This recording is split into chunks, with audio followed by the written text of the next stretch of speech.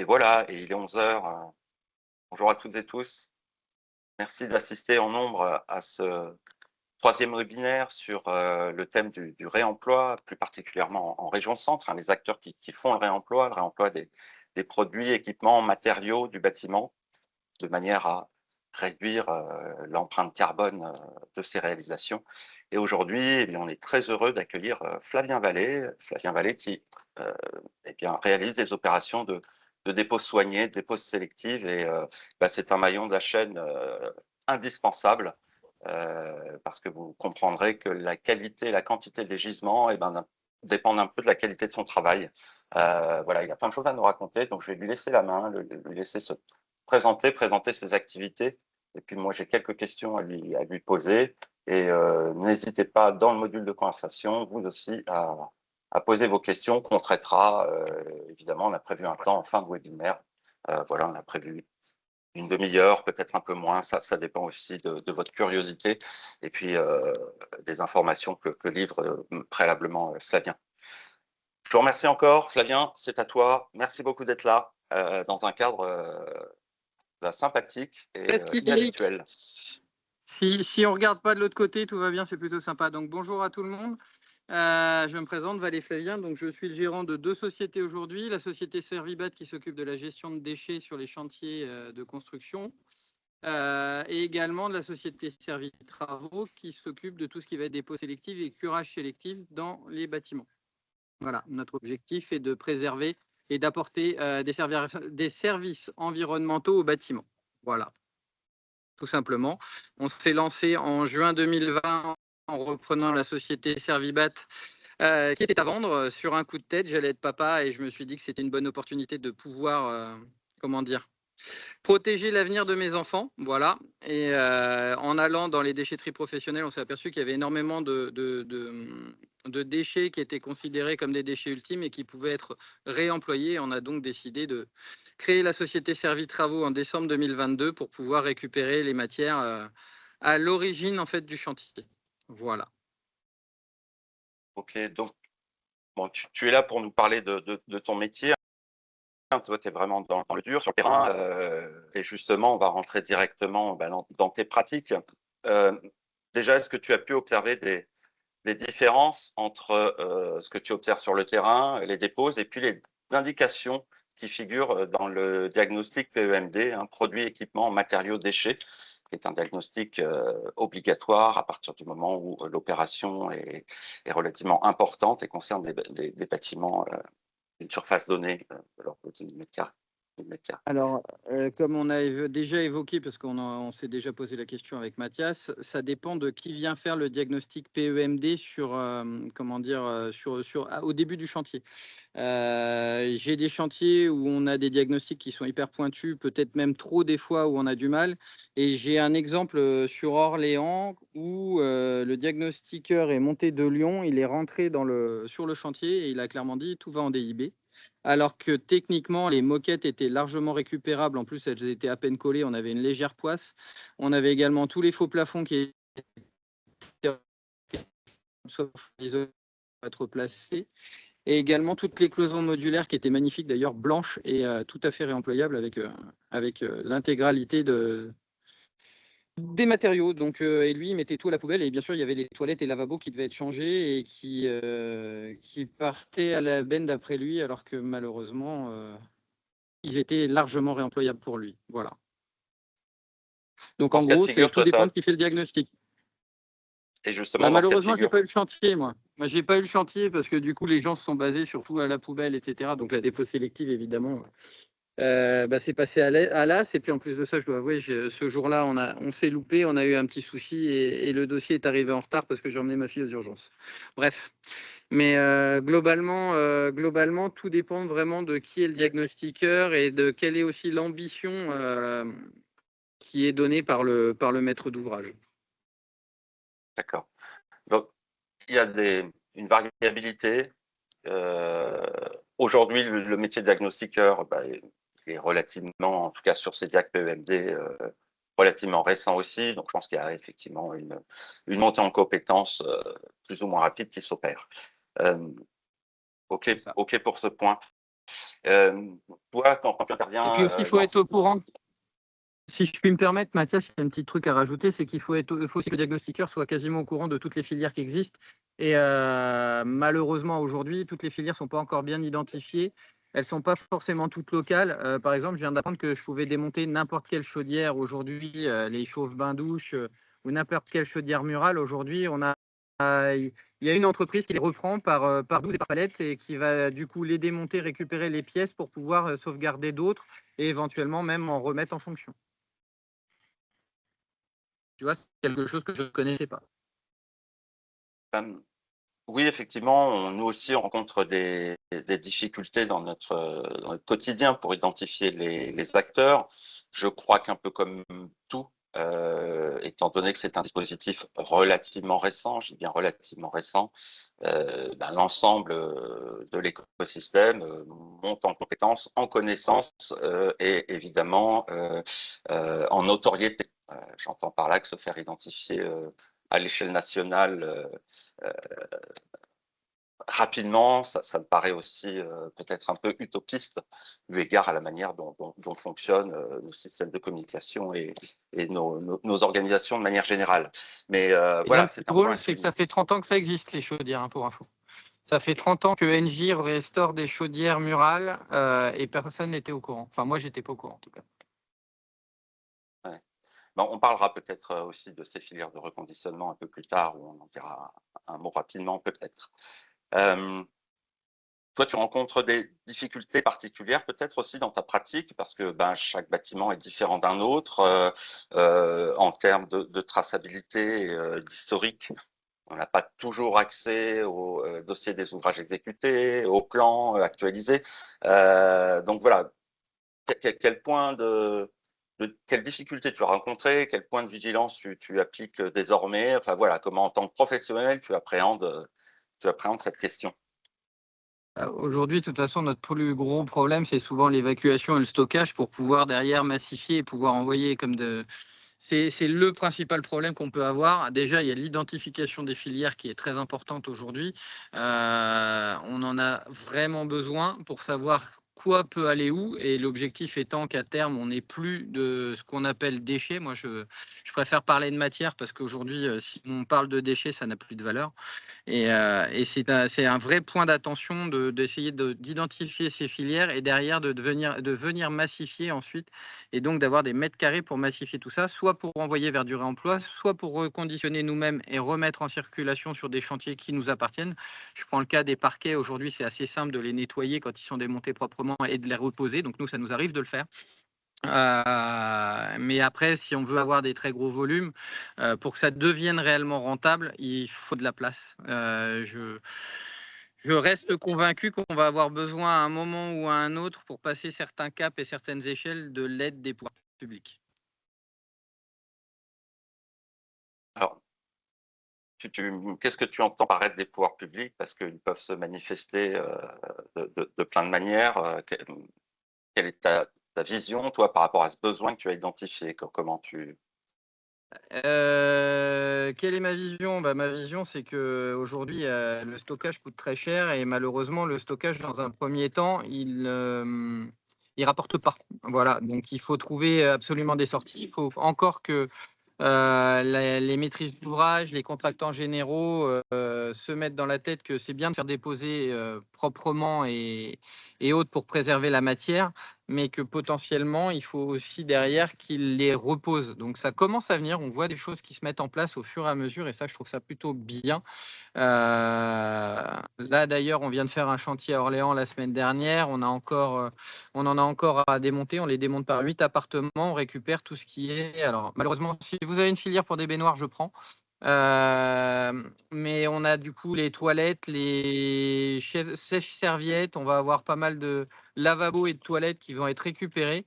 Par contre, aujourd'hui, il faut qu'on les envoie soit vers l'atelier Lavoisier à Dijon, soit vers Cycle Up. Mais aujourd'hui, malheureusement, Centre Val-de-Loire, on a aujourd'hui personne qui les reconditionne, ou du moins, j'ai pas trouvé en grande quantité pour pouvoir ensuite les sortir. D'où l'idée d'avoir à la fois une aide sur, pourquoi pas, des friches industrielles où on les retape en réemploi pour faire voir que c'est possible et convaincre les gens.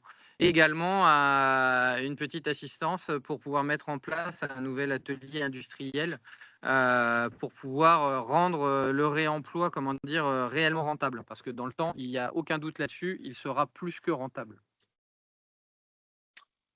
Oui, aujourd'hui, c'est quand même la question, enfin, sur d'autres sujets aussi, de l'équilibre économique et de la viabilité d'une filière. Donc, en ce sens, les pouvoirs publics devraient prêter assistance pour équilibrer le modèle économique, quoi. C'est ce que je veux dire. Pour C'est le moi, message que tu oui. Et passes. pour moi, oui. Aujourd'hui, on va en avoir besoin, c'est indéniable. Pour pouvoir passer les échelles et l'industrialisation demain, pour moi, il y a pas de doute sur le sujet. On va avoir besoin d'un coup de main pour que du coup, tout ce système devienne rentable et puisse réellement fonctionner. Parce qu'aujourd'hui, quand vous voyez qu'un toilette neuf se vend 49,90 € dans une ancienne bien connue, alors qu'un toilette de réemploi est en moyenne à 130 €, comment vendre du réemploi quand le premier prix est aussi bas? Aujourd'hui, certains matériaux sont pas assez chers pour favoriser le réemploi, mais si on arrive à industrialiser demain et à diminuer les coûts, on arrivera à être compétitif et à favoriser le réemploi. Aujourd'hui, c'est le passage d'échelle qu'il faut faire. Et puis on voit que dans d'autres domaines, c'est des questions un peu similaires qui se posent de manière sous-jacente, je crois aussi que vu le contexte un peu international, il y a peut-être des Des alertes qui opportunités. sont en train de monter, voilà, sur les questions de souveraineté et aussi finalement de balance commerciale et d'emploi, en tout cas sur les territoires et au sein des territoires. Bon. Justement, il y a quand même des choses qui commencent à fonctionner un peu dans le réemploi. Il y a des matériaux peut-être, des équipements auxquels il est plus facile de donner une seconde vie.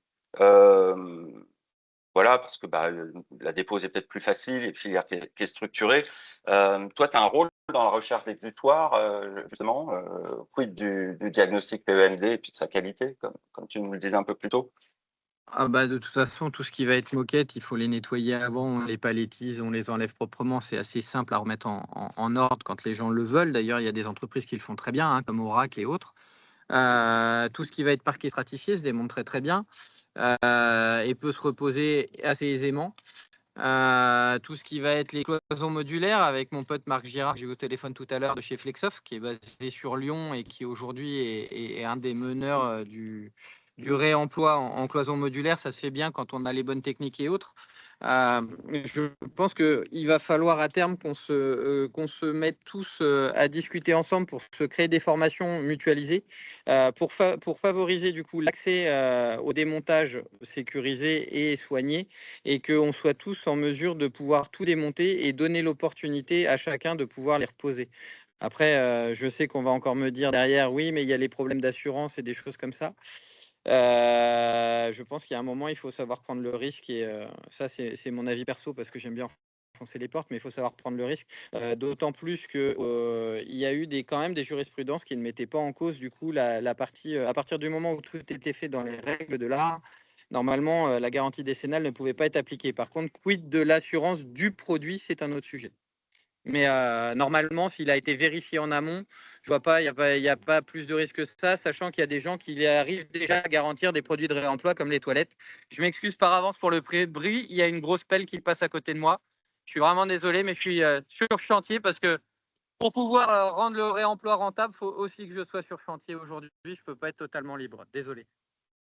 Non, non, non, on le savait, ça donne, ce petit côté pimenté à ce webinaire, qui est pas désagréable. Hem, Justement, là, je rebondis un peu sur ce que tu viens de nous dire, et un peu avant aussi. Selon toi, il y a la place pour tous les acteurs. J'entends par là qu'il y a des filières de reconditionnement qui pourraient se spécialiser, être monoproduits, hein, tu les as décrites. Ça peut être les revêtements de sol synthétiques avec Oracle, ça peut être les câbles, j'en cite un autre avec Circable.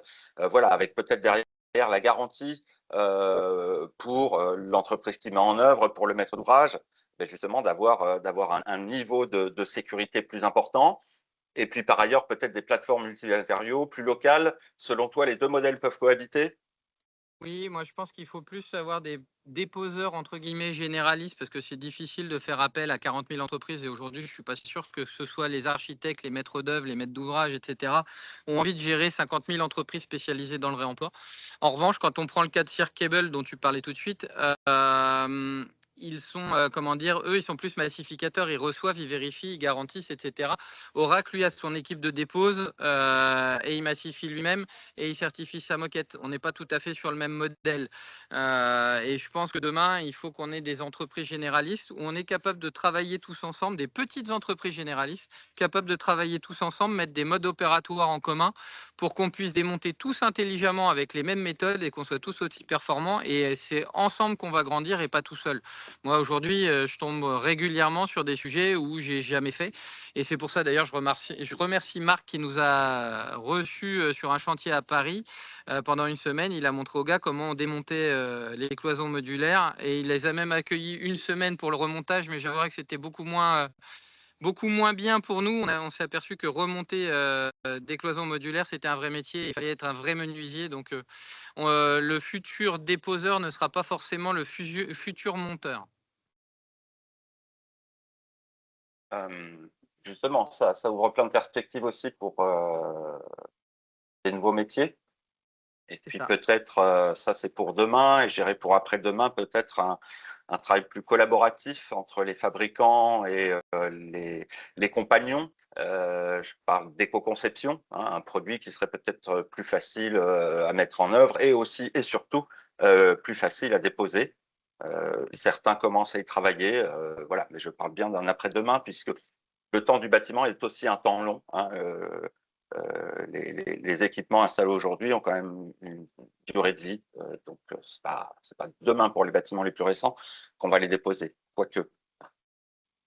Non, mais c'est vrai qu'en effet, tu as raison, il y a des solutions. Moi, je parle souvent de la cloison, enfin de la porte intérieure, la porte, voilà, où comme on coule souvent deux chapes, il y a une première, on vient poser une partie, on colle une sous-chape. On pourrait mettre un insert métallique de façon à ce que l'huisserie soit pas prise dans le béton, comme très souvent, malheureusement.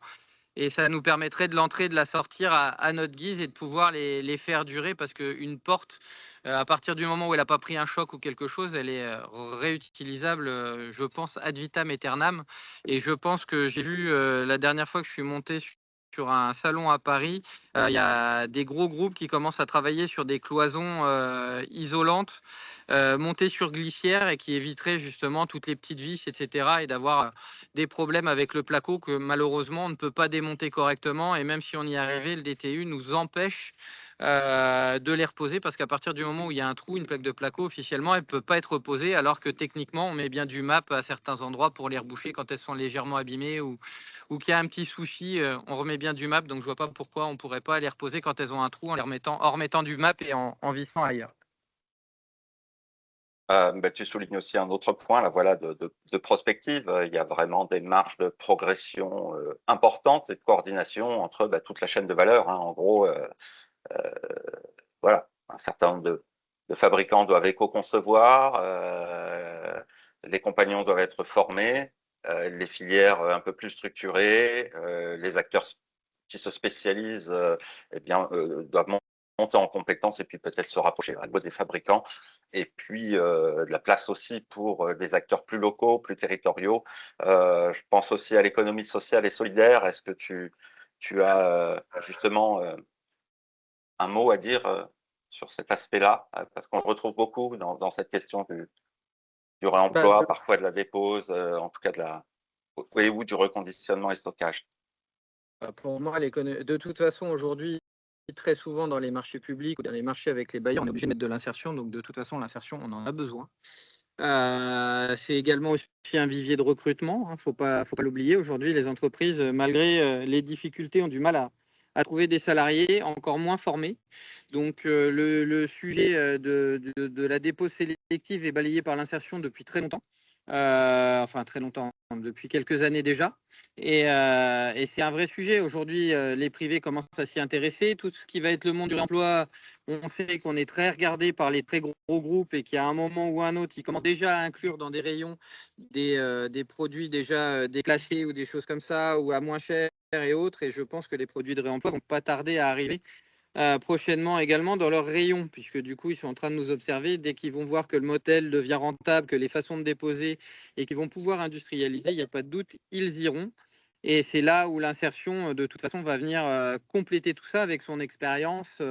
Et les gens qui ont été formés, on va pouvoir du coup créer des nouvelles dynamiques grâce à ça. Enfin, moi, c'est mon avis perso. L'insertion doit travailler à côté de nous, voire avec nous et non pas seulement à côté de nous, pour qu'on puisse grandir et avancer tous ensemble, main dans la main. Et ça ne doit pas devenir une concurrence comme j'ai pu entendre à une époque, l'économie circulaire et le réemploi, ça appartient à l'insertion, il ne faut pas laisser le privé arriver dedans.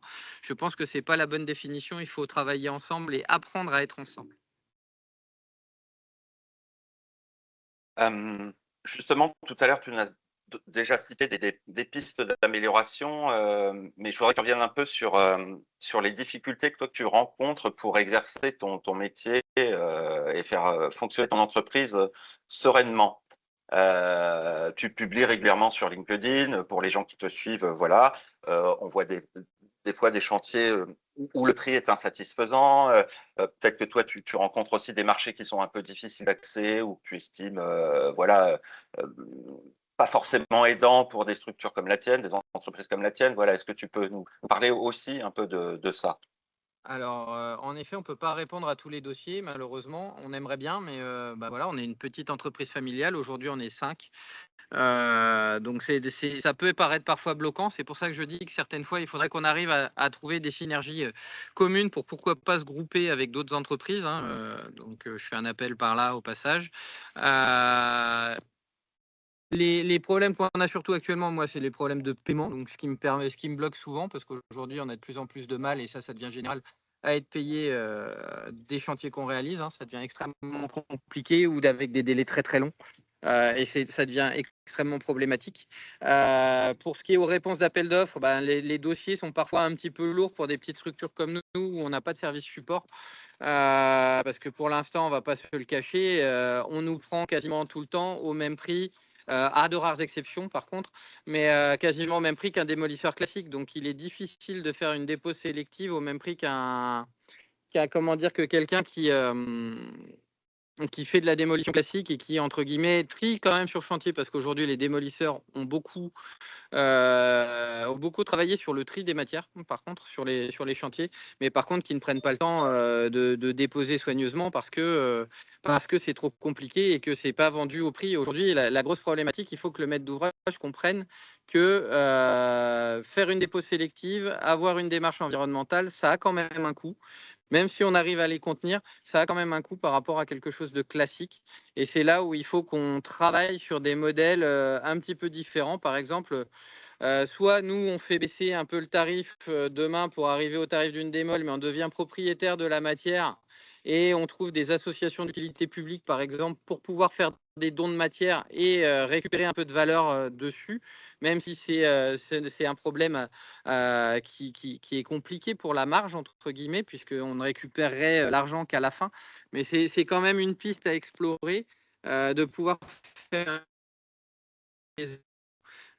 où on vend plus cher, on récupère la matière, on essaie de la revendre sur le bon coin ou sur des chantiers autres qu'on est capable de faire nous-mêmes pour pouvoir s'en sortir. Parce que si on n'achète pas la matière, on peut sortir des chantiers qui sont un peu plus rentables pour nous. Voilà, et enfin, c'est là où c'est compliqué. Désolé pour le bruit. C'est là où c'est compliqué pour nous. On n'est pas forcément reposeur, et c'est là où ce qu'on pourrait perdre sur entre guillemets la dépose, on pourrait le récupérer sur la repose.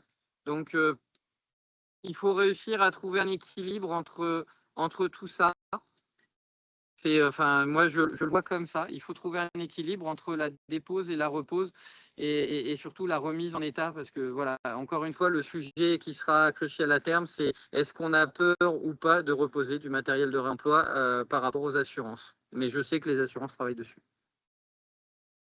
Oui, il y a un vrai sujet assurantiel par rapport à ce que tu disais. Il y a une petite coupure, mais on a compris, enfin on a réussi à reconstituer la phrase. Tu as terminé par le bon point. Oui. Bon, Le bon dès coin ou autre aujourd'hui se site posent des de questions quand même réemploi. de traçabilité de ces matériaux, puisqu'ils vont réintégrer des bâtiments. On veut absolument pas qu'ils soient à l'origine de problèmes, sinistres, Non. malfaçons, etc. Donc voilà, le Bon Coin, je pense, aura ses limites, ou alors peut-être ils développeront eux aussi devant le dynamisme du sujet, voilà, quelque chose qui est verrouillé. Mais Le Bon Coin n'est pas complètement faux. Aujourd'hui, tu as presque une traçabilité puisque tu peux fournir des factures à partir de Le Bon Coin maintenant, aujourd'hui, pour information. Donc à partir de là, tu peux les faire passer par Le Bon Coin et avoir la traçabilité à qui tu l'as vendu. Et souvent, ça va être à des auto-rénovateurs qui cherchent à faire une bonne affaire en achetant du matériel moins cher pour pouvoir faire leur habitat. Et il y a beaucoup moins de problèmes dans ce sens-là que d'aller remettre chez un professionnel qui, lui, dans sa tête, se dit qu'il va remettre du neuf. C'est pour ça que nous, aujourd'hui, on a fait 2 démonstrateurs sur Tours où on a fourni des matériaux et soit on a posé, soit on a fait poser ces matériaux de réemploi. Vous pouvez aller chez Isolez-moi qui est à Bléré où tout le showroom fait en matériaux de réemploi et clairement vous voyez pas que c'est pas du neuf, hein. Les cloisons modulaires viennent de banques bien connues avec un petit écureuil. Et du coup, tout ce qui va être parqué vient d'une ancienne salle de sport et d'une salle des ventes bien connue également, de vente aux enchères. Et tous les bureaux viennent également d'un lieu qu'on a vidé et qui servent en réemploi. L'intégralité des 200 mètres carrés de showroom sont faits en réemploi et on ne voit pas la différence. Et le deuxième, si vous voulez aller visiter, vous allez voir à Tournord, chez Berthegnou, vous allez vous demander un rendez-vous avec monsieur Anthony Fleuriou ou Adrien Talbert, qui ont du coup leur bureau, pareil, avec des bureaux de réemploi, des soldes de réemploi, tout est en réemploi là-bas également. Tu peux nous redonner le nom de la première référence que tu as citée, parce qu'il y a une coupure à ce moment-là, donc on a compris le descriptif, mais pas chez qui ça se trouvait.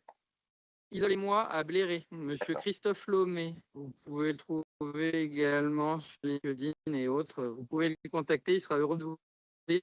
Et il s'intéresse de plus en plus également parce qu'il nous fait travailler sur les déposes chez ses clients sur le réemploi. Voilà, par exemple, sur un de ses derniers chantiers, on a sauvé 5 portes ou 6 portes pour son client qu'on a réussi à sortir du béton. Et donc, ça évitera d'acheter ces 5 ou 6 portes pour la redistribution de sa maison. Est-ce que on arrive presque à la demi-heure, Flavien? Tu as déjà fait passer un certain nombre de messages. Est-ce que tu voudrais ajouter quelque chose, ou justement sur ce phénomène-là que tu anticipes et que tu pressens sur les besoins d'harmonisation entre les acteurs, maîtrise d'ouvrage, etc., la manière dont sont formulés les besoins aussi, la qualité des diagnostics PMD. Voilà, donc il y a encore un petit peu de pain sur la planche. Voilà. Il y a beaucoup de travail. Il y a clairement beaucoup de travail. Et alors, je suis désolé, tu parlais peut-être encore, mais j'ai saisi une coupure. Non, c'est bon. Et moi, ce que je vois, c'est qu'actuellement, c'est un petit peu plus compliqué. On veut faire du réemploi avec pas grand-chose. Et la première chose qui saute, c'est souvent tout ce qui est environnemental quand il n'y a pas beaucoup d'argent. Et actuellement, on est dans une crise, on ne va pas se le cacher dans le bâtiment. Et aujourd'hui, donc, tout ce qui est environnemental devient compliqué. Et on a beaucoup d'acteurs aujourd'hui qui deviennent en difficulté. Même moi, je vais pas le cacher, on sait pas on sait pas où on sera dans 3 mois, hein, parce que voilà, comme je l'ai dit, hein, on a du mal à se faire payer, etc. On n'est pas non plus dans une très gros, enfin dans la panade, mais voilà. Et aujourd'hui, il faut aider les acteurs du réemploi parce que on est les acteurs de demain. On est peut-être un peu en avance, tous ceux qui sont là. Dans le mobilier, il y en a aussi qui sont en grande difficulté également. J'ai appris ça ce week-end. On a besoin de coups de pouce, on a besoin d'aide, on a besoin de chantier pour pouvoir avancer et surtout de gens qui vont nous aider à structurer. Si vous êtes propriétaire de foncier et que vous avez de bons revenus, n'hésitez pas à nous proposer des fonciers, par exemple. Je pense aux collectivités pour aider toutes ces entreprises qui sont actuellement étouffées sous les charges et sous les non-paiements. Ah, le message, je pense qu'il est effectivement Bien passé, d'autant que le public présent est assez large, assez diversifié. Je rappelle à ceux qui ont démarré ce webinaire alors qu'il était en cours, qu'il sera rediffusé sur notre chaîne YouTube dans la playlist webinaire. Je vais vous indiquer, ou quelqu'un de chez nous va vous indiquer le lien dans le module de conversation. Et puis, eh bien, il y a quelques questions dans le module de chat que je vais te soumettre. Et puis, n'hésitez pas, voilà, si l'intervention de Flavien, voilà, vous amène à en Je poser vais d'autres. répondre à celle que j'ai vue de Monsieur Tourneux tout à l'heure. On est Ouais. basé aujourd'hui sur la région de Tours et on se déplace jusqu'à Orléans maximum pour l'instant. On n'a pas les capacités d'aller plus loin. Ok, et justement, toujours de Monsieur Tourneux, pour les moquettes, doit-on prévoir leur nettoyage avant ou après mise sur palette? Ça dépend, mais je te laisse répondre. Alors sur le mode opératoire d'Aurac, il la nettoie avant et ensuite il la dépose et il met sur palette. Moi, la dernière fois, je les ai enlevées sans les nettoyer, mais je les ai encore, elles sont pas reposées. Et comme j'envisage de les poser en sous-couche sous un parquet, je pense que je les nettoierai. Ça, je vais faire le test chez moi. Parce que du coup, beaucoup de tests sont faits chez moi. Je vais poser cette moquette sur le sol. Je vais ensuite prendre un injecteur extracteur, la nettoyer et ensuite je passerai le parquet par-dessus. Et je pense qu'on aura à la fois un isolant phonique et légèrement thermique, puisque la moquette étant est particulièrement synthétique, ça peut peut-être marcher. Je fais des tests. Ah bien, on a aussi un autre élément de réponse d'Anne-Céline. Voilà, il est plus simple de les nettoyer avant dépôt. C'est vrai que c'est un peu sous le coup du bon sens. Mais voilà, c'est important de le rappeler. C'est pareil, je pense que derrière, en termes d'organisation de chantier, travailler sur un revêtement de sol à déposer qui est propre, voilà, faut pas le salir à l'occasion des opérations de dépose autres. C'est ça. C'est ça. Et c'est pour ça, moi, la dernière fois, on a déposé comme ça. Je vais tester. Je vous dirai. Je vous ferai un rapport s'il faut, en la recollant et en la nettoyant ensuite, si ça marche. Très bien. Ce que je vous propose éventuellement de faire pour dynamiser un peu tout ça, et puis il y a quelques questions qui ont été posées, mais je vous ai donné la possibilité d'ouvrir vos micros. Donc, si vous voulez interagir directement, poser vos questions. Et puis, je pense notamment aussi à notre partenaire que j'ai oublié d'associer tout à l'heure, qui est l'Adréal. Donc, Aurore, tu peux ouvrir ton micro, je t'ai donné accès. Peut-être que tu avais des choses à ajouter, des questions. Voilà, parce que c'est vrai qu'on n'organise pas ces animations tout seul, puisque le sujet est porté par différents acteurs et nous en sommes un des maillons. Voilà.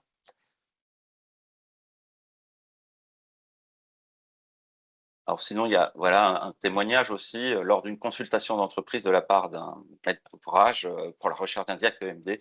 Il est compliqué pour nous d'être certain de la qualité du rendu, encore trop peu ou beaucoup d'informations dedans. Est-ce que quelqu'un veut apporter des précisions peut-être sur Facile les a, sur justement la formulation et la manière dont on peut sélectionner un diagnostiqueur? Il y en a plusieurs en fait en réalité, et vous en avez une qui est très bien, qui s'exprimait il y a pas longtemps en parlant des moquettes.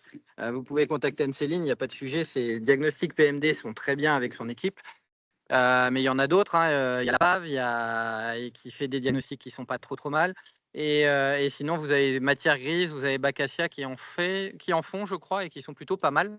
Et puis il y en a d'autres. Souvent, d'ailleurs, vous pouvez sur des bâtiments qui sont plus petits, parce que l'obligation est sur les bâtiments de plus de 1000 mètres carrés, mais sur des bâtiments plus petits, vous pouvez demander aussi à vos déconstructeurs de passer sur le chantier et de regarder ce qui peut être réemployable aussi chez vous, parce qu'on a l'habitude de les déposer. On sait ce qu'on est capable de reposer ou de trouver en filière, on est capable de vous les faire. Ou de vous conseiller. Tu as cité des acteurs, Anne-Céline Redon de la Socotec, voilà, on va citer aussi la structure qui agit sur d'autres domaines. Mathias, du coup, je me permets, merci Flavien de Vas-y. l'avoir cité. Juste par rapport à ce que tu dis, tu as complètement raison sur le sujet du regard croisé entre diagnostiqueurs et entreprises.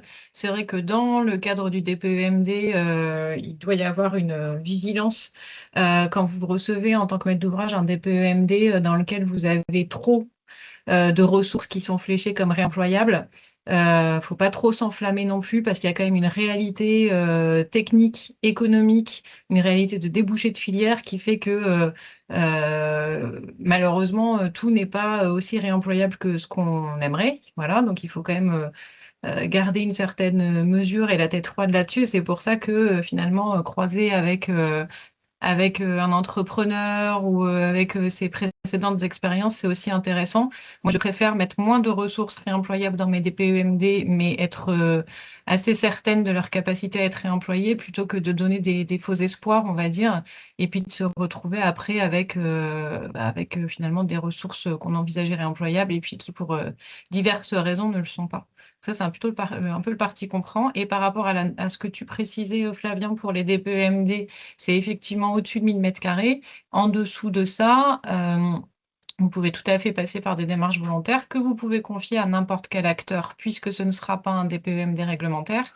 Mais je voulais juste rappeler que le DPEMD réglementaire, lui, ne pouvait en aucun cas être confié à une entreprise qui aura un lien avec les travaux qui seront réalisés. On est d'accord. Moi, je parlais bien pour en dessous de 1000 mètres carrés. On est d'accord. Alors, On un voit dessin dans... aujourd'hui. Vas-y, je t'en prie. Jean-Philippe Grand, dans Bureau Bas de Centre. J'ai une question sur les espaces réemploi qu'on commence à voir fleurir un petit peu partout, directement dans des espaces dédiés dans les déchetteries. Je commence à voir ça, moi, à certains endroits. Alors à Saint-Privé, ils ont carrément fait un beau bâtiment, mais plutôt pour de l'ameublement, plutôt pour voilà, de la décoration et autres. Est-ce que ça vous paraît une piste intéressante de se dire qu'il y a déjà un réseau, évidemment, qu'on pourrait avoir une mise en réseau là aussi, de ces différents lieux qui ont des espaces, alors qui peuvent être relativement contraints, mais bon, on a des espaces de stockage des fois sur ces déchetteries-là. Est-ce que ça, c'est une idée? C'est quelque chose qu'on voit qui sont plutôt d'initiatives très locales, hein. On voit des espaces où on voit quelques matériaux comme ça qui sont encore en bon état et qui ont été mis de côté à la vue des personnes qui viennent à la déchetterie.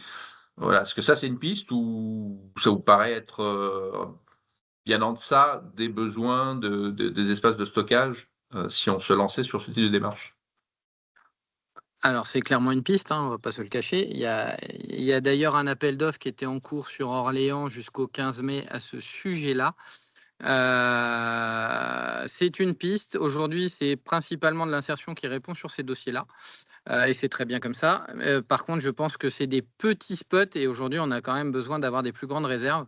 Par contre, et en plus, c'est souvent sur des déchetteries qui sont particulières et non pas professionnelles parce que les professionnels, eux, travaillent avec des éco-organismes et autres. Et on n'a pas encore justement tout ce fléchage encore qui est là puisque malheureusement, je ne suis pas un grand fan des éco-organismes. On en a besoin, c'est bien parce qu'ils sont là. Mais ça va à la fois trop vite et pas assez vite. Ça a désorganisé une filière au début. Donc là, ils sont en train de réorganiser. On va voir ce que ça donne. Mais moi, j'ai déjà vu des choses qui partaient avec éco-organismes dans des bennes qui étaient tout à fait réemployables, réutilisables et qui auraient rendu des gens plus qu'heureux et qui ont été broyés parce que ça passait par des bennes. Par des bennes qui, et du coup, ça a été broyé et envoyé au recyclage plutôt qu'au réemploi. Voilà, donc c'est assez compliqué. Je pense qu'il faut vraiment qu'on arrive à passer avant eux, peut-être sponsorisé par les éco-organismes à terme, pour pouvoir sauver un maximum de choses. Et après, avoir plutôt des très grands espaces où on peut reconditionner, où il y a des multiplicités d'acteurs, hein. Je vois qu'à Tours, nous, on est plutôt chanceux. Parce qu'on a Véloop pour les vélos, on a Active pour les vêtements, on a Habité sur Cyclé pour tout ce qui va être le mobilier. On a vraiment une pluralité d'acteurs sur plusieurs sujets et il faudrait qu'on arrive à tous se grouper pour créer par exemple, alors je vais être horrible à dire, mais un Ikea du réemploi où on va utiliser les techniques de la grande distribution qui sont terriblement efficaces. Et si vous venez chercher 3 parpaings de réemploi, bah, pourquoi pas vous repartiriez avec, je ne sais pas, votre petite tenue de soirée de réemploi qui va avec et j'en sais rien, le meuble idéal pour votre télé que vous cherchez depuis 6 mois mais qui n'existe plus en neuf et il était planqué là. Voilà. Donc si on arrive demain à créer des endroits qui donnent envie de se déplacer, voire même après, si on est encore plus fort, des boutiques éphémères dans chaque communauté de communes pour que chacun ait accès à côté de chez lui à tout ça, bah, ça pourrait être pas mal. Alors peut-être en partenariat demain avec Emmaüs pour essayer de travailler sur ces sujets, mais je pense qu'il y a vraiment besoin de fédérer un peu tout ça dans le temps. Voilà. Anne-Céline, je Je laisse Oui, intervenir. je voulais juste apporter une précision, c'est qu'effectivement, ces points réemploi dans les déchetteries publiques, c'est une obligation réglementaire qui est associée à la loi AGEC. Donc, effectivement, en théorie, on devrait trouver un point réemploi dans les déchetteries publiques. Mais comme le précise Flavien, ces déchetteries sont plutôt destinées à un usage pour des particuliers. Donc, ça convient bien pour voilà, un usage très personnel, pour aller glaner quelques petits objets. En revanche, quand on veut changer d'échelle et passer à voilà, une dimension professionnelle, là, c'est clairement insuffisant. Et donc, en effet, il y a une impérieuse nécessité à avoir des plateformes spécialisées sur ces aspects-là. Et aujourd'hui, ces plateformes, on en a encore trop peu en France et on en a encore trop peu en région centre en particulier. On n'en a même pas de vrai en région Centre-Val de Loire. Une très grosse, il n'y en a pas.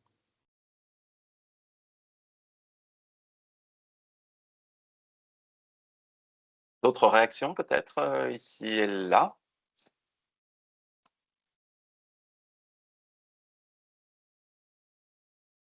En tout cas, ceux qui reverront ce moment ultérieurement, voilà, on est le 26 mai 2026, la France est sous un dôme de chaleur, on en connaît les conséquences, on a finalement assez peu parlé des vertus du réemploi du point de vue du bilan carbone, mais je pense qu'il est important d'insister là-dessus parce qu'effectivement, il y a les aspects économiques et on reste enchaîné à ces aspects économiques, mais on est de plus en plus certain que cette forme d'inaction ou d'action finalement contrainte répond pas forcément aux enjeux, mais on voit que ça chauffe bien. Donc voilà, peut-être que ça peut être aussi une manière de casser la tirelire quand on a un léger surcoût sur une opération. Mais en tout cas, là, les vertus sont assurément avérées en termes d'économie et de bilan carbone de l'opération. Et puis ça permet surtout d'éviter d'évacuer des matières premières de notre sol, etc. Et de protéger notre avenir. Et plus on va aller vers ce modèle-là, mieux ce sera. C'est pour ça qu'il faut, encore une fois, je pense, industrialiser tout ça. Parce que pour l'instant, on est vraiment... il y a une entreprise qui commence à devenir très à industrialiser, mais aujourd'hui, on est plus dans l'artisanat en fait du réemploi et pas. On n'a pas encore atteint l'échelle qu'il faudrait pour que le réemploi devienne quelque chose qui soit indispensable à tout le monde. Les gens se disent que c'est encore trop marginal.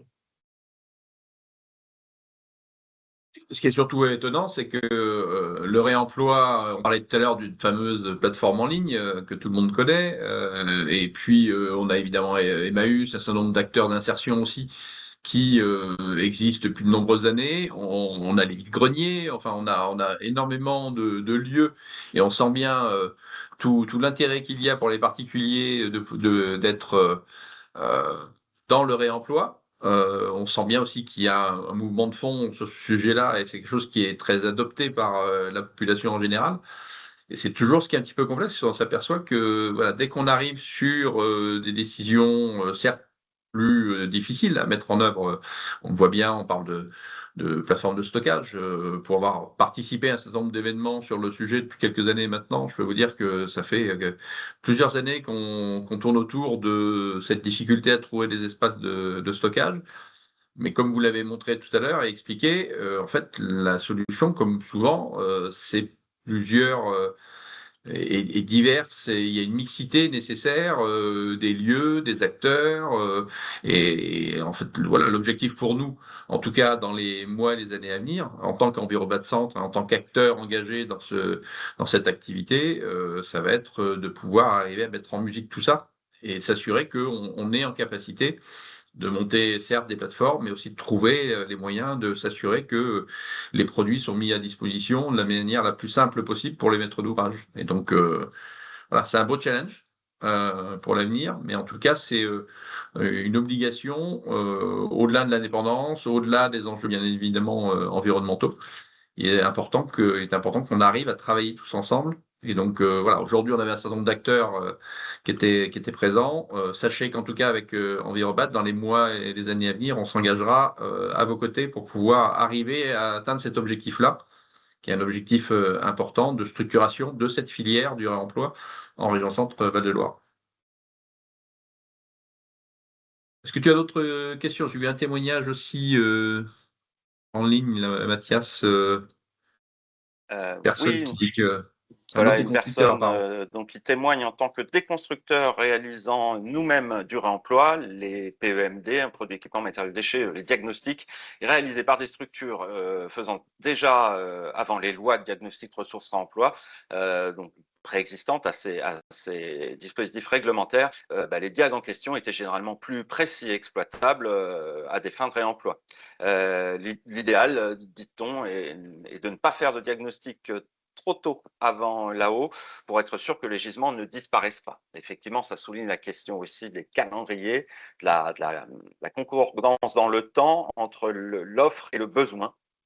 J'imagine aussi pour optimiser les temps de stockage, parce qu'aujourd'hui, à certains endroits, faute de plateforme, on a aussi du stockage qui est opéré sur le chantier, sur le site, qui demande une autre organisation. Voilà, faute de plateforme, on peut organiser du stockage sur site, mais c'est un peu plus contraignant. D'où aussi peut-être la question de la durée de stockage et puis la concordance entre l'offre et la demande à l'instant T. Ça s'est très bien fait sur le chantier de Saint-Yves à Orléans, que tu as visité plusieurs fois, Mathias. Oui, et dont je crois qu'Oriane Leroy-Liberge nous a rejoint. Et si elle nous entend et qu'elle est toujours là, elle peut prendre Oui. la parole. Oriane? Alors, pardon, comme je me suis connectée tard Oui. Et que je suis sur un téléphone avec un son médiocre, est-ce que vous pouvez répéter la question? Non, on venait juste et on est très heureux que tu sois là, puisqu'on vient d'aborder un des chantiers que tu as suivi en tant que directrice de Sully Immobilier, l'intemporel, mais je crois que j'ai commis une erreur. Ouais, mais tu t'es trompé avec Saint-Yves, c'était Sixtine, mais l'intemporel a fait la même chose et ils ont très bien travaillé. Oriane a bien suivi son truc et a bien mis les choses en place. Il n'y a pas de sujet, ça a Merci, fonctionné Fabien. aussi. Autant pour moi. Donc voilà, il se passe quand même des choses. La preuve, je les mélange les unes avec les autres. Voilà, c'est des projets qui sont intéressants, qu'on a suivis avec Environnement Centre. Et je vous prie à nouveau de m'excuser pour cette confusion. Peut-être un peu la chaleur C'est pas grave. qui a bon dos. Si besoin, ce projet, on peut le refaire visiter, avec plaisir. Eh ben, super, c'est entendu. Oriane, tu as pris un engagement en public. Et puis peut-être, donc du coup, comme on fait un petit peu de publicité,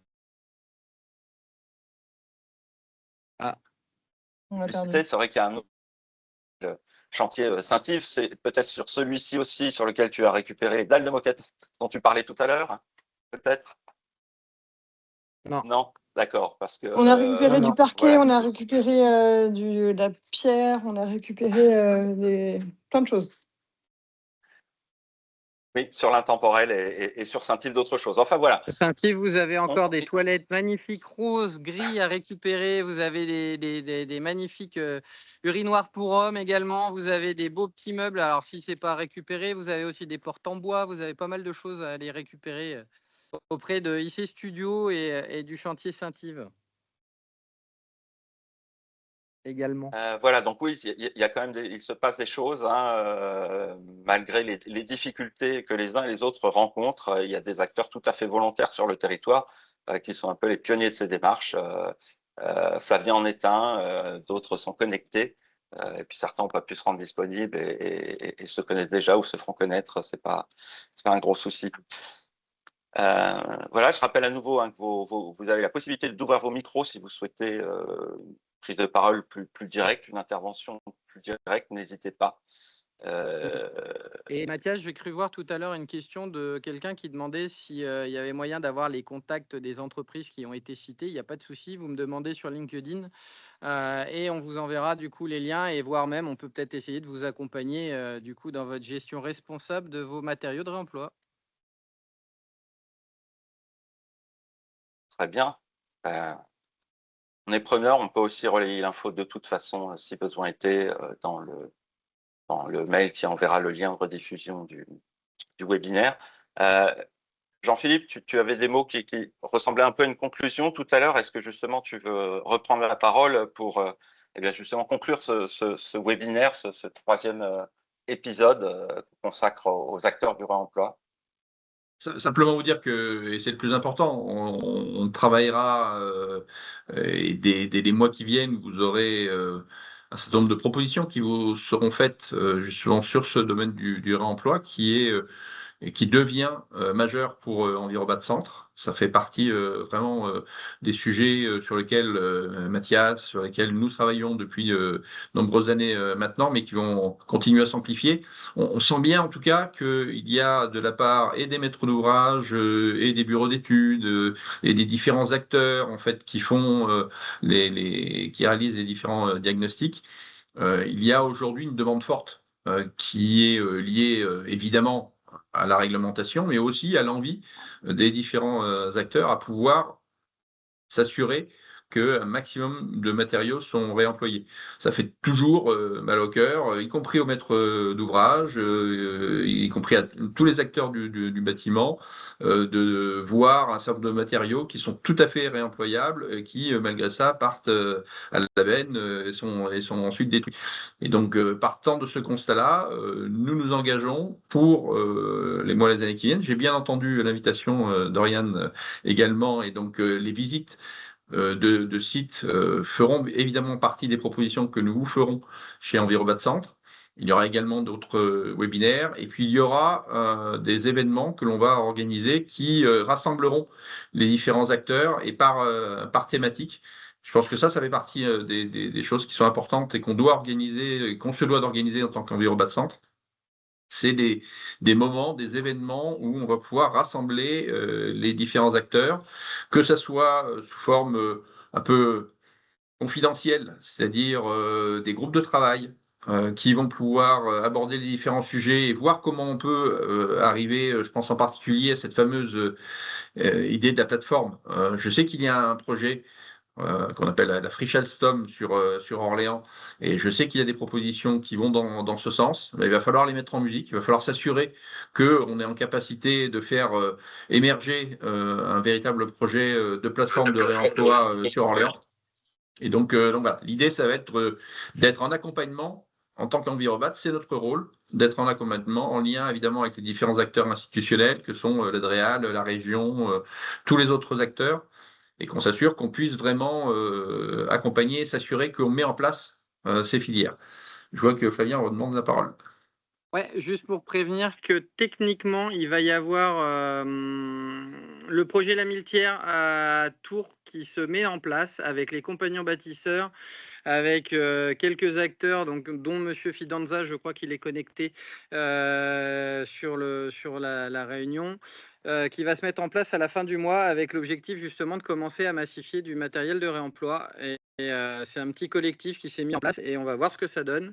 Et ça nous permettra potentiellement d'échanger avec cette Friche Alstom et de se donner des informations et pourquoi pas même de travailler ensemble dans le temps, parce que je suis convaincu que c'est en travaillant ensemble qu'on y arrivera. Voilà, notre rôle, nous, en tant qu'Envirobat, c'est bien d'aller vers les différents acteurs. Je trouve qu'avec Alain Fidanza, on se connaît aussi très bien, donc ça va permettre aussi de reprendre contact avec plaisir et puis de s'assurer qu'on crée cette synergie au niveau de la région. Et donc voilà, comptez sur nous en tout cas, et n'hésitez pas à l'inverse à nous contacter si vous voulez pouvoir participer, que ce soit les groupes de travail, les différents événements. On sera là pour également s'assurer que voilà, tout ça se met en route. On en a grandement besoin dans notre région. Et ça sera donc la conclusion pour ce qui me concerne. Alors, si je peux juste ajouter quelque chose. Donc moi, désolée, j'arrive super tard dans votre webinaire. Donc Oriane Roy-Liberge, directrice de Suivi Immobilier, également vice-présidente du club immobilier de l'ITC, Institut des territoires circulaires. Donc moi, ce que je prône beaucoup, effectivement, c'est de faire des groupes de travail avec vous et tous les gens motivés pour travailler sur l'éco-conception et après sur les chantiers, effectivement, la gestion des déchets et du réemploi. Donc voilà, pour vraiment dire qu'on est pleinement motivé à réfléchir. Et je redis, je suis très favorable à faire visiter les chantiers. Et dans cet institut des territoires circulaires, il y a peut-être des choses à faire aussi ensemble. Très bien, merci toutes et tous. Prochain rendez-vous, mardi 30 juin, réemploi des sanitaires. On reçoit Cycle Up, voilà, qui nous fait l'honneur de venir présenter son métier justement sur le conditionnement des sanitaires, dont on sait que c'est vertueux, puisqu'ils avaient aussi conduit une étude où effectivement on se rend compte que les sanitaires pourraient faire un sacré nombre de kilomètres avant de voir leur bilan carbone lié au transport absorber le bilan carbone de fabrication d'un produit neuf. Sanitaire, c'est assez pondéreux, céramique ou voilà, donc c'est des gros. Il y a un gros contenu énergétique, une grosse énergie grise. Donc voilà. Et puis pour les deux précédents épisodes que je vous invite à aller revoir ou voir plus exactement sur notre chaîne YouTube et à liker pour le référencement, si on veut que le sujet monte aussi. C'est pas inintéressant de faire un peu travailler les algorithmes. Voilà, on avait reçu l'atelier TAC qui fait du surcyclage, récupère notamment du bois sur les chantiers et pas que, et puis refabrique ici des abris à vélo, par exemple, là du mobilier d'intérieur. On a reçu dans le deuxième épisode Victor Génaud d'Habiter Surcyclé, que tu as cité tout à l'heure. Voilà, là on n'est plus sur du mobilier, puisque finalement un bâtiment, c'est vrai que sans mobilier on y fait beaucoup moins de choses, donc ça fait partie intégrante, peut-être pas de l'acte de construire, mais de ce qu'est un bâtiment et de ce qu'est son usage. Voilà, donc restez-nous fidèles, on va continuer, eh bien, comme le disait Jean-Philippe, de proposer un travail de fond, et aussi ce travail d'animation propre à Envirobat Centre avec webinaire, mais aussi les visites dont on a parlé, les groupes de travail, etc. etc. Voilà, je vous remercie à nouveau de votre présence nombreuse. On dit au prochain épisode, 30 juin. Et Merci, je crois que Fabien. pour moi, c'est tout bon. Merci Envirobat, merci Mathias, au plaisir de se croiser. Et puis merci à tout le monde d'avoir écouté tout ça.